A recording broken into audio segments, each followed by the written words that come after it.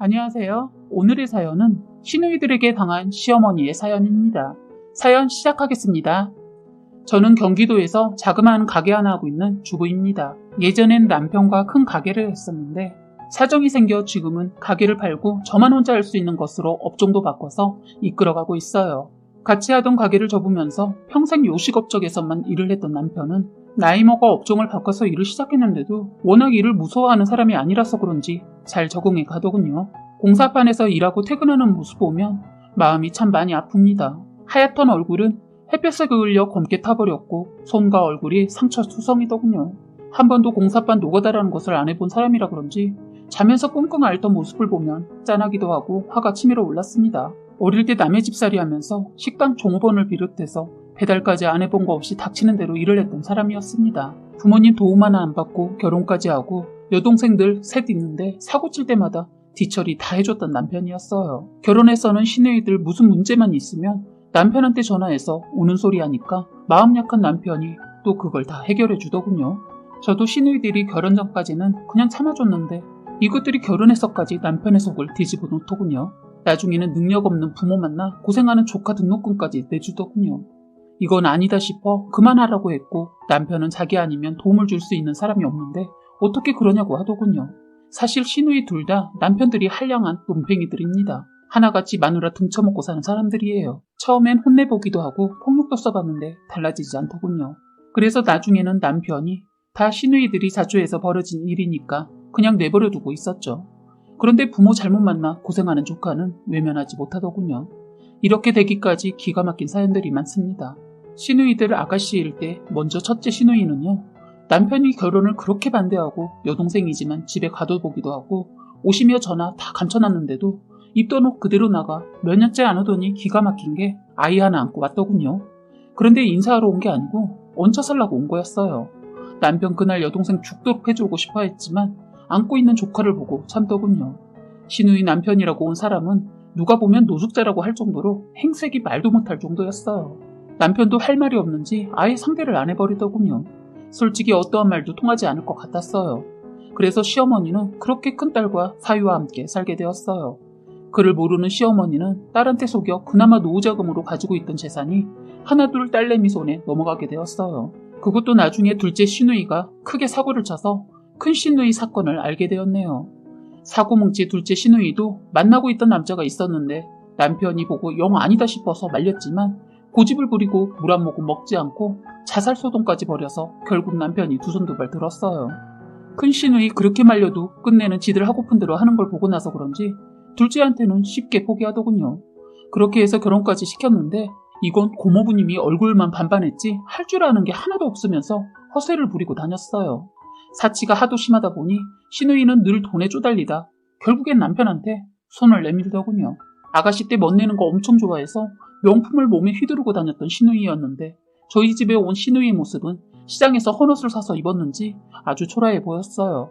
머리도 언제 했는지 모를 정도로 길어있고 화장은 전혀 하지 않았더라고요. 시누이랑 예전에 어디 좀 가려고 하면 화장하는데 2시간이나 걸려서 힘들게 하기도 하고 기다리다 지쳐 두고 간 적도 많았는데 그때의 시누이 모습은 얼굴에 기미가 잔뜩 끼어있고 손도 시골에서 농사짓는 사람처럼 보였어요. 남편도 둘째 여동생의 모습을 보고 놀랐는지 한참을 말을 하지 않았어요. 그러더니 어렵게 말을 꺼내더니 단도직입적으로 말을 했어요. 난 더 이상 너네한테 돈 못 준다. 이제 그냥 가라. 했더니 자기 오빠 바지 자락을 붙잡더니 오빠 너무해. 언니한테는 돈 줬다면서 왜 난 안 되는데. 시누이들은 오빠가 돈을 쌓아두고 사는지 아는가 봅니다. 저에게 물어보지도 않고 저는 무시하고 자기 오빠에게 매달리더군요. 사실 그 돈 따지고 보면 제가 다 준 거였는데 이것들이 그걸 모르고 까불길래 저도 입을 다물고 있었죠. 그런데 그때 남편이 그러더군요. 지금까지 그 돈 다 세연이가 준 거야. 내가 돈이 어디 있었겠냐? 그리고 너희도 그렇다. 너무 뻔뻔한 거 아니냐? 내가 그래서 그렇게 결혼 반대했잖아. 왜 말을 안 들어서 이 모양이 뭐야? 남자는 남자가 보면 안다고 몇 번을 말했잖아. 네가 스스로 네 무덤을 팠으니까 죽던지 말던지 알아서 해. 처음으로 남편이 매정하게 동생을 뿌리친 날입니다. 동생도 더 이상은 안 될 것 같은지 일어나더군요. 그래서 포기하나 싶었는데 갑자기 저에게 들러붙더군요. 그렇게 무시할 때는 언제고 언니 하면서 살살거리는데 얄밉더군요. 제가 안 된다고 하니 징징 짜기 시작하더니 임신까지 해서 일을 못하고 있다고 하더군요. 그땐 그 임신이란 말에 마지막이라고 생각하고 조금 도와줬어요. 그런데 참 사람이 이래서 짐승보다 못하다고 하나 봅니다. 임신이라는 거 거짓이었고 시어머니 글 모르니까 꼬드겨서 재산 몰래 빼돌려서 달아났어요. 그때 잠깐 인간 취급해줬는데 실수를 했네요. 시누이 둘 다 이렇게 속을 썩이고 있을 때 막내까진 그럴 줄 몰랐는데 세상에 못된 것만 배워서 그런지 시누이 둘보다 더 배운 것이 머리를 써서 마지막 남겨둔 재산마저 다 정리해서 완전히 잠수를 타버렸어요. 거기에다 남편이 가게를 융자끼고 들어갔는데 사정이 생겨 그거 상환해야 해서 시어머니께 잠깐 빌린 돈이 있었는데 그거마저 오빠한테 자기가 가져다 준다 하고 다 가지고 정말 감쪽까지 사라져버렸어요. 저희는 그래서 하고 있던 가게를 헐값에 넘겨야 했어요. 손해가 이만저만이 아니었어요. 그런데 더 기가 막힌 얘기를 해드리겠습니다. 시누이 이것이 그 돈을 남자 놈 때문에 다 탕진한 것은 맞는데 그 남자가 유부남이었다네요. 그런데 하필 남자가 돈 많은 사모 남편이었고 엄청 센 여자였나 보더군요. 이제 사회생활도 제대로 할 수 없게 상간녀 딱지까지 붙고 나타났는데 거기에다 임신까지 했었습니다. 아직 그쪽에서는 모르고 있어서 도망오듯이 왔다고 했어요. 아니 동생이라고 있는 것들이 하나같이 다 남자 때문에 인생을 거지같이 살고 있는 겁니다. 남편도 막내까지 속을 썩이고 하니까 지쳤는지 다들 그냥 이제부터 남처럼 살자고 하더군요. 그런데 이젠 말 같지도 않아서 말도 안 나오는데 막내 시누이 이것이 시어머니에게 노후자금 하시라고 남편이 애써서 마련해서 드린 돈을 또 훔쳐서 달아났어요. 수소문 끝에 겨우 잡았는데 시누이 낙태하고 술집에서 일을 하고 있었어요. 남편은 막내를 감옥에 그냥 쳐넣어버렸어요. 어차피 저런 상태에서 사회생활하며 사고 칠 거 뻔해서 사기로 고소해서 쳐넣었어요. 남편이 나서서 한 것은 아니고 아는 지인이 신고를 했고 다른 이도 시누이한테 사기당한 게 있다고 접수가 되면서 그렇게 됐어요.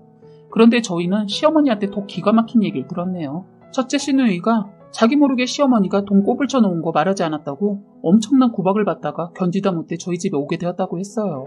시누이 이것이 자기 엄마를 때렸다는 겁니다. 거기에다 일도 안 하면서 늘 돈을 요구했고 가만히 누워서 다 부려먹었다는 거예요. 딸하고 사이가 무서워서 말도 못하고 참고 있다가 딸하고 사이가 외출한 사이에 도망갔다고 했어요. 시누이가 전화도 뺏고 해서 저희에게 연락할 길이 없었다고 했습니다. 아무리 글 모르고 나이 드셔 힘이 없다지만 세상에 어떻게 부모를 때릴 수 있는지 이해가 가지 않았어요.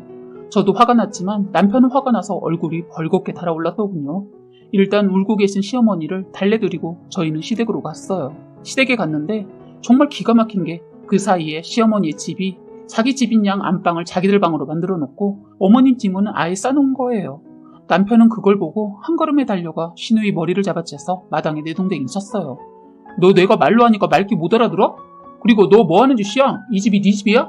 어디서 건방지게 어머님 짐을 다 꺼내서 쌓아놨어?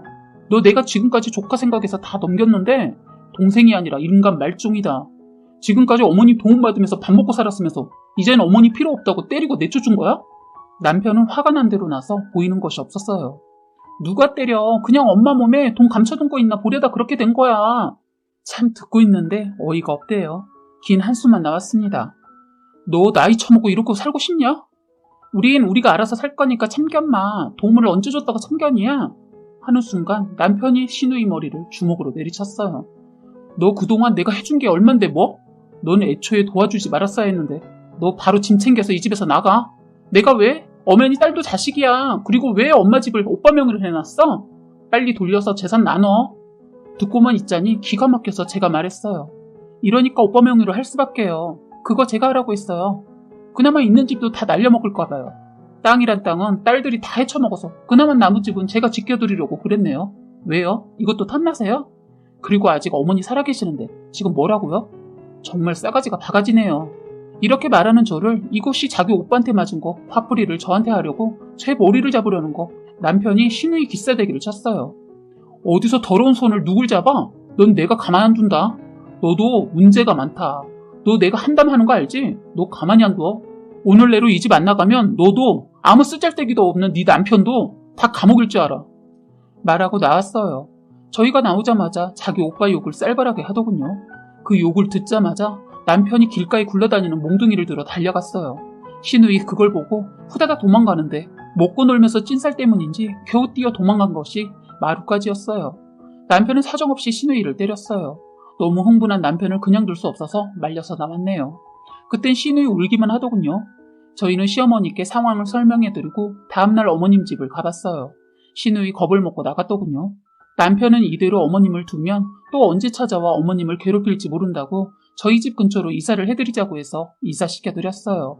원래 시어머니 도시는 싫고 시골에서 살다가 죽겠다고 하셨는데 어머님도 딸들한테 놀라셨는지 바로 따라 나서더군요. 그래서 지금은 시어머니 저희 집 근처에서 사시고 계세요.